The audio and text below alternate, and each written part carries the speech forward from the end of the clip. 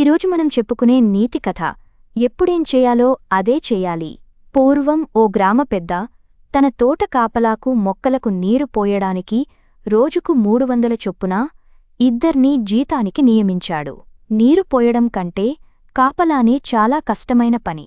అందుకే నాకు మరో 50 రూపాయలు పెంచాలి అని పట్టుబట్టాడు కాపలాదారు. గ్రామ పెద్ద సరేనన్నాడు. ఓసారి తన తోటను చూడడానికి గ్రామ పెద్ద తన బంధువుతో కలిసి బయలుదేరాడు. మధ్యలో వర్షం మొదలైంది. పక్కనే ఉన్న గుడిసెలోకి వారు పరిగెత్తారు. అక్కడున్న కాపలాదారుణ్ణి చూసి, నువ్వేంటి ఇక్కడున్నావు? అని అడిగాడు గ్రామ పెద్ద. ఇది మా ఇల్లే. ఇంతలా వాన పడుతుంటే తోటలోకి ఎవరు వస్తారని ఇక్కడికి వచ్చేశాను అన్నాడు కాపలాదారు. మరి నీరు పోసే మనిషి? అడిగాడు గ్రామ పెద్ద బంధువు.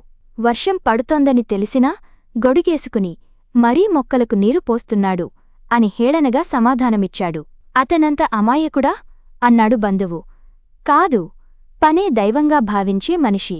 నిజానికి కాపలాదారుడికి సమయంతో సంబంధం లేదు. ఎప్పుడూ తోటను కాపాడుతూనే ఉండాలి. నీరు పోసే మనిషికేమో ఎప్పుడు ఏ పని చేయాలో తెలుసుండాలి. మీ ఇద్దరి ఉద్యోగాలు తారుమారయ్యాయి. రేపటినుంచి నువ్వు మొక్కలకు నీరు పెట్టు. ఆ మనిషేమో కాపలాగా ఉంటాడు అన్నాడు. అప్పగించిన పనిని సక్రమంగా చేయకపోవడంతో పాటు తోటి ఉద్యోగిని అవహేళన చేసినందుకు తాను అదనపు జీతాన్ని పోగొట్టుకున్నానని తలపట్టుకున్నాడు ఆ కాపలాదారు.